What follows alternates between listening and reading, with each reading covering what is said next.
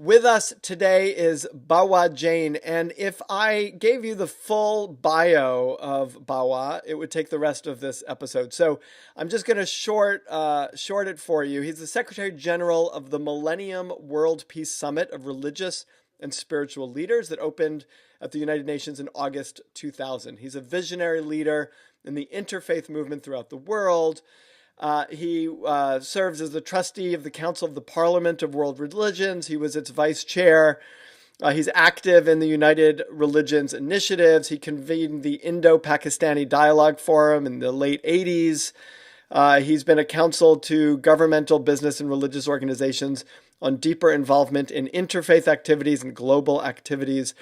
He is a man who, he's a Jain, and he can tell us what that means in a moment, but it's very much about nonviolence and peace. And he's a man who's really devoted his life and worked to help leaders become the kinds of leaders who promote nonviolence and the relationships, friendly and productive relationships between people. So I think he has a lot to teach us. And Bawa, welcome to the Bregman Leadership Podcast. Thank you. Thank you, Peter. Thank you for having me. Just as a, if I may just Please. add to my current titles or my positions, I tell them title positions. These are just really to facilitate what our basic commitment is to transform the world. And I serve as the founding secretary of the World Council of Religious Leaders, which was a direct outcome of the Millennium World Peace Summit of the United Nations. And recently now, I've launched and I serve as the founder president of the Center for Responsible Leadership. Great. Thank you for adding that. And I want to talk a lot about what you mean by responsible leadership and also what the Center for Responsible Leadership is doing. So let's start with that question, actually. Like, how do you define responsible leadership? What is responsible leadership? Let me begin by, I think, in my opinion, the fundamental responsibility of every leader has to be to measure themselves through a lens of being responsible or being perceived to be responsible. What do I mean by that? Let me just, qualify that first by saying that there is not one universally accepted definition for responsible leadership. So rather, what I came up with through my consultations and engagement with people at the highest level, whether they be from politics or business or religion or civic or celebrities, even army people. And what I came up with, I asked 3 questions. Number 1, do you make decisions based on the present or the future? Number 2, do you make decisions based on conviction or convenience? And number 3, to qualify and measure that is, are those decisions constructive or destructive? You answer these for yourself. The center is created not to judge anybody, but rather to raise the question to see for yourself. Okay, as Gandhi famously said, be the change you wish to see. Right. So let's unpack those 3 things. So are you making decisions based on the present or the future? Now, I would think it's really useful to make decisions based both on the present and the future. Are you saying that it's better to make decisions based on one versus the other? No. There is a little bit more on our website, www.thecrl.org. This has just been launched and it's unfolding. It will be updated constantly. What I mean by that, in answer to your question, you certainly have to keep your eye in the moment, absolutely. But ultimately, the decision you're making, is it going to impact positively the future? Or is it only for the present moment what is convenient and you make the decision based on the present? Right. So think for yourself, just look at the issues of the environment and the climate control. Look at just right now, right? Look at the temperatures all across North America. Frigid, crazy Arctic freeze going on. Some areas are minus 50 and minus 30 and minus 20. Those are Arctic temperatures which we are facing. Yet people deny that climate here today. But think of the consequences for the future. What it will mean for our children and our children's children. If we continue down this pattern or not addressing what needs to urgently be corrected in the way we conduct ourselves, we are going to be in some difficult times. Right. That makes a lot of sense. So I would the way I would think about it is you've got three elements of time, right? You've got past, present, and future. And Absolutely. making decisions based on the past is it can be somewhat dangerous because you're buying into maybe old stories and old habits and old aggressions or old issues.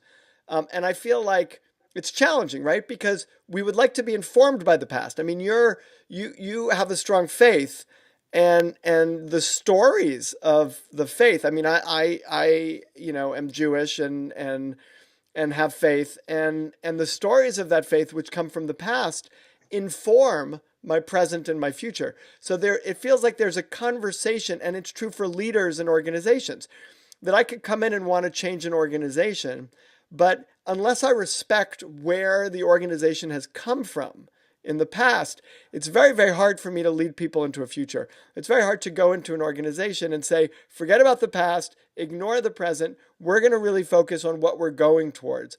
And I Absolutely. think there's a disconnect for people that makes that harder. Is there a way that you've learned that you could help people focus more on the future than they do on the past or maybe even the present? You said it very wisely. The past forms our body of experience and knowledge. Our faith is a primary form of identity. It gives us the fundamental knowledge based on the ancient scriptures. And by the way, if you see the scriptures of any of the great religions, every one of them teaches a path of being responsible, of loving and caring, of nurturing, of respect. They don't teach us to divide and kill and hate. They don't. Okay, just let me get that straight. So the past must inform us and help us build our experience. We cannot just ignore and just say make decisions in isolation based on today or the current situation, and be reactive to just to the current things. Like many times, just take the elected officials. If their only motive, sole motive, is to see that they get re-elected and they continue to make decisions based on that, where is it going to lead us? Look today. Look in our capital today, in the Congress. Have we seen the nation so divided ever before in history? Okay, So partisan? so this is the so 100% I agree with you. And this becomes what's really hard. This becomes really hard. What we know from human nature is we have a much harder time seeing ourselves in the future. So we are constantly making poor decisions in the present that satisfy us immediately in the present. Think about eating. Like, why do I overeat? Is because what I want to eat in the moment is different than what I want to have eaten, Yeah. right? Afterwards. And Yeah. so people prioritize their current needs. It's why people don't save enough. It's why people aren't, people prioritize their current needs over their projected future needs. So what you're saying makes tremendous sense. We would all look at Washington and say those elected officials who are more worried about their current popularity in the next election than they are about the survival of our republic or the strength of of our country. Those they're not responsible leaders. But how do you convince someone when we all recognize in ourselves the tendency to prioritize our current needs over our future needs? How do we help someone become a responsible leader in a way of prioritizing a future that might make them uncomfortable in the present? For me, for as a Jain, first of all is remember we believe in the philosophy of karma. Okay, and that means what you do now or do not know, do is going to directly or indirectly impact your future. What we are in the moment now is based on a karma of the past or what we did before or did not do before. So just realize it from that for me personally. Right. So Okay, there so what you're saying is for you in your faith, yeah, the link between past, present, and future is is very clear and irreplaceable. Meaning you can't break. It's unbreakable. You can't break the link yeah. between past, present, and future. It's all one. It's tied into one rope Absolutely. In isolation, you cannot put one in in isolation. isolation. Right? And like the Jewish faith, as you mentioned that you are a Jewish person following the Jewish faith, Jain also is a very old tradition. Recorded versions of Jain scriptures go back to 6,000 plus years. Okay, so this has withstood the test of time. And there are simple principles following a path of non-violence in your thinking, in your speech, in your action. Right. Okay? Do unto others, you would have them do unto you. Right. Love thy neighbor as yourself. Same things which are across every religion. Right. But yet, what do we choose to live? Okay. Now, going by the people, how do we convince the people? History will judge you based on what you did. And for that, I gave one example. I said, just imagine, if today is the last day of your life, you're not going to be alive tomorrow. Think of what you want to be most remembered for. And then reflect, are you happy and satisfied with the way people might perceive you or judge you? If not, go do something. Change the way you conduct yourself. Right. Answer for yourself. I'm not here at any moment to try and judge. I will remind you.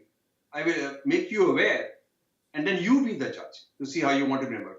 No matter how many billions of dollars you might accumulate here on the planet, when it's time for us to go and you go, nothing of that is going to go with you. So maybe there's a way of bringing that into the present, which is to think or imagine or visualize or meditate on, as you're making decisions, to bring yourself to that moment of your deathbed, or to bring yourself at the moment when you only have a year left to live, and to settle in that in a moment and say, if I really only had a year left to live, if I only had a year left to live, what decision would I make now? Absolutely. And then make that decision when you feel closer to your legacy, as opposed to closer to the present and not thinking about the legacy. You know where my motivation for this comes from? Where? It comes from Alfred Nobel. If you remember, one day Alfred Nobel woke up. This is long before he created the Nobel Peace Prize and the Nobel Prizes. He woke up and by mistake somebody had printed his obituary. And he was aghast at reading what people would be remembering for. Wow, that's a great story. The guns and the weapons and everything. That's a great story. What he did after that. Today, what do we remember Alfred Nobel for? Right, the prize, the Peace Prize. Absolutely. Right. The highest aspiration, what one wishes to achieve. Right. Right? So there is a moment you can transform. Which arguably he never could have made happen unless he spent a lot of his life trying to make a lot of money. Absolutely. Right. Absolutely. Because that gave him the ability to create that legacy. Right. I mean, as you know from our communities, we are both very wealthy communities, well-off communities, and God bless, why not? There is no harm in making money. Right. But then the question is what you're going to do with money. Right. And two great inspirations for this are Bill Gates and Warren Buffett. Right. Let's look at those people in terms of measuring responsible leadership. I remember one of Warren Buffett's interviews where he says that, I had made all this money. I was thinking where to put it. My wife and me had always decided that I wanted to make money, but then put it to good use. And when I saw that already Bill Gates is doing it, I don't need to go and do it. I said, rather let him handle the money. Right. Look at that. It changed the notion of the way we conduct our lives. Right. It was an amazing moment. Okay, let's go to that second principle. What was the second principle? Making decisions out of conviction, not convenience. Okay. So that's actually very, very similar to the, focus on the future and not too much on its current impact on you. And I guess it's the same issue, right? Convenience is convenient, right? And yeah. so again, go back to Washington today. The decisions that are being made.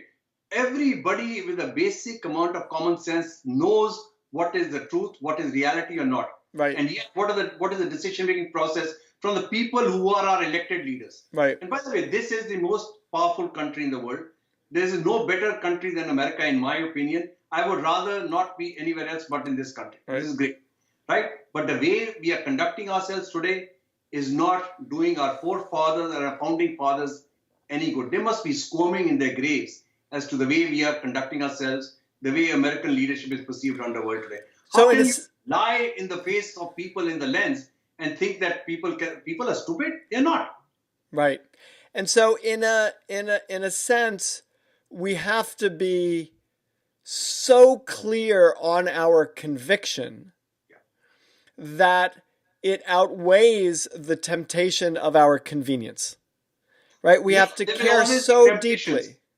From times immemorial, even you go to biblical times, there's always stories of Satan and the devil Right, and the angel. There are always temptations. How do you conduct yourself? For me, it comes back to my karma. right, The decision I make now is going to impact my future. right, right. And yet it's hard, right? It's hard. Because You know, if it weren't so hard, we would have more leaders who were more responsible. and for me, what are my basic thing? The center is created with a vision which is long term. We want to see the difference that we are envisioning in this kind of process, maybe in a generation 2 or 3. Right, But that by that time we have sown the right seeds, the foundations are strong, then one day will come when this is just in our DNA. right. Everybody will conduct themselves that way. That's what we are envisioning for. So we have a very small goal. All we seek to do is transform the world. So we Yeah. keep working for the rest of our lives for that. So your third principle is to take actions that are constructive and not destructive. Am I remembering that right? Absolutely. Okay. So I want to kind of play for a moment with the complexity of that because, every constructive action, in fact, I forget who it was. I think it was Rilke who said, creating anything new is an act of destruction. And that actually to be constructive is also in many ways destructive, right? We're if we're gonna create new things, we're gonna destroy old things in many ways. And yet you also really talk about building a new world without destroying the old world. Everything you do is rooted in faith, which is millennia old. And so how do we balance the constructive and the destructive? Again, you have to always weigh. Nothing is an easy decision. It is the way we choose to live. One is that means always being reflective and analyzing that in the overall scheme of things, what in the long run will be most constructive. Okay, I take where this question arose from is based on when I was talking to some people. They said to your question of whether the decision making is present or future, people who are the ISIS or the Daesh, they think that it is based on their future, not their present. Right. Second is conviction or conviction. For them, it is their Total conviction conviction. to see the Islamic State and everything. I said that's when I added the constructive and destructive. But to them, let's keep going with that because to them, to ISIS, yeah. it requires some destroying in order to build, a perfect world, which they are doing very constructively. Like their view is. Yeah, just stay on that. On that, the thing is perception. The largest amount of people in the world, how are you perceived? How many people are being killed, violence, destruction, all kinds of things. So is that constructive or destructive? I mean, I think it's destructive, but let's bring it to an organization. Peter, with you, just imagine the rest of the population of the world. I dare say, 99% of the Muslims, they believe that is destructive. That is not the path. That is not their way. I would agree. This is my conviction. Right. And our chairman, Dr. Alisa, he has been a former minister from Saudi Arabia. He's the chairman now of the Muslim World League. He is chairing the Responsible Leaders Summit. He has come out very strongly. He's saying, if you commit violence in the name of Islam, you're not a Muslim. Right. When did you ever hear that? Or coming and making a statement that how can you ever deny the Holocaust? Right, and he wrote a great, and we can link to this article, an op-ed in Newsweek. That's right. Where he really talked about Muslim-Jewish relations and the importance of Muslims respecting the Jewish religion and coexistence and he kind of wrote very powerfully about that in Newsweek. You just think for a moment. The media is just focused on some of the wrong things which have happened related to the Kingdom of Saudi Arabia. Now, there are some wonderful people like Dr. Alisa who are making every effort towards rapprochement, towards bringing communities together. And traditionally, there has been so much conflict and tension between the Muslim and Jewish. And he says, how can we, allow this to happen? We must bring our communities together, forge closer ties. Right. It takes a certain amount of courage. So going back to our center is any of these decisions that you make, it has to come from a position of deep courage. deep conviction. Right. So what happens when in an organization, for example, you have people who have different views, they are equally convicted, they have strong convictions, but they have very different views of what the future should look like. They're focused on the future, not the present. Yeah. They have very, very strong convictions. They're not just doing convenience. Yeah. And in their views, they are both being constructive in terms of developing the kind of organization that other people, that they want and that they believe that people want, but they're at odds with each other. And how do you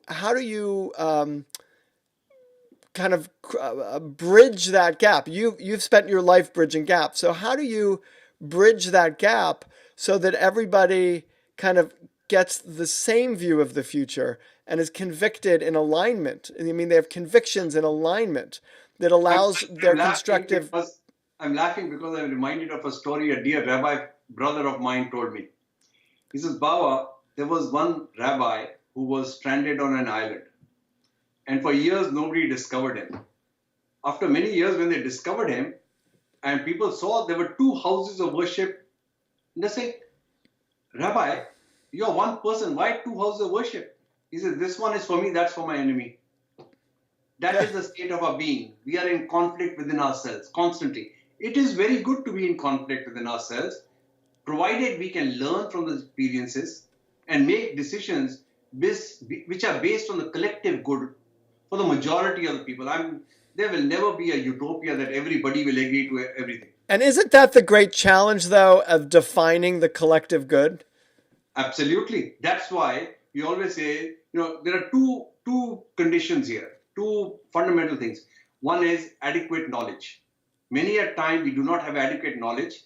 And based on the limited knowledge we have, we make decisions. Right. Number 1. Second thing, and which to my mind is the greatest impediment to our decision making, is oftentimes, especially us people in leadership, get involved and stuck into our heads with our egos.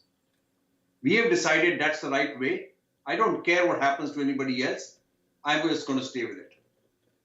So, I was asked by a journalist after some difficult meetings. I'd come back and said, it's not easy, and the thing for me is always to work with those people who I do not agree with. Right. I want to see what are the challenges.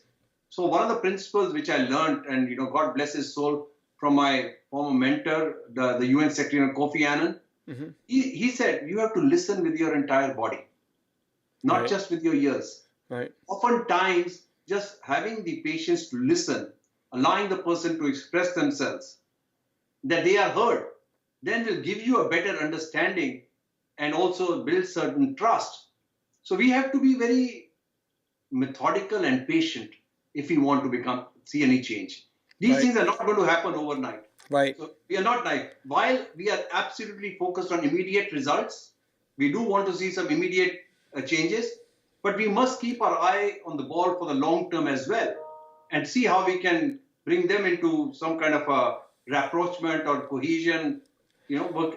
Can you share, just to end, can you share a brief story of someone who went from not being a responsible leader, from being an irresponsible leader, to becoming a responsible leader? I'd love to hear the transformation. And I know it's a challenge when I say brief, because that could be a long story. The person who I've been blessed to meet many very important people, or the people who are perceived to be important. And I met almost every one of the major religious leaders of the world, many of the political leaders. I've been in a room with 150 heads of state, right? But the one person who stands out most in my memory in terms of transformation is President Nelson Mandela. Look what he was before he went into the Robben Island. He was following a path of violence. They had the ANC, which was trying to free them. They were committing lots of acts of violence. After 27 years of being in Robben Island, he comes out, and what was his first statement, if you remember? As I was saying the other day, the man was not bitter about all the atrocities committed on him. He said, as I was saying the other day, and he just transformed the way South Africa was. Look what he's remembered for now. Right. Does anybody remember him to be terrorist? Up till I think 2005, he was on the terrorist watch list of our country And because what of do you India. what do you understand to be the pivotal transformational? I mean, he spent 27 years in jail. Yeah. So hopefully there's an easier path to going from, not responsible to responsible. But what's maybe a key that you can share that would that kind of help us, you know, make that same kind of shift? Reflection. Hmm. We must constantly reflect on our actions and what the implications will be on our actions Right. on the future. In those 27 years, to my mind, he read a lot. He learned a lot. He understood more about Mahatma Gandhi, who was from South Africa. He understood about Nelson Mandela, Martin Luther King, to Right. become the Nelson Mandela that he became. So he said the path that we've been following is obviously not bringing in results. Maybe we need to try something different. And the famous rugby game, right, in which there was so much tension between the whites and the blacks, apartheid, South Africa, Right. and he came onto the pitch himself. There were threats on his life, but he had the courage. He did not have, take Right. the convenient way out. That was his conviction. He went out onto the pitch, and look what happened thereafter. Right. Bawa Jain, thank you so much. Bawa Jain, with some others, is launching the new Leadership Center for. Please visit www.thecrl.org. We will put that link in the show notes. The Center for Responsible Leadership, and it's you're a blessing to have with us and to be doing the work that you're doing. So, Thank you. We thank need your you. help. Get the message out, get more people involved. We want every person in the world, and everybody's a leader, for themselves to analyze and think, are they being responsible leaders contributing positively to society? Right. Thank you. Thank you so much for being on the Bregman Leadership Podcast. Thanks. Bye. Bye.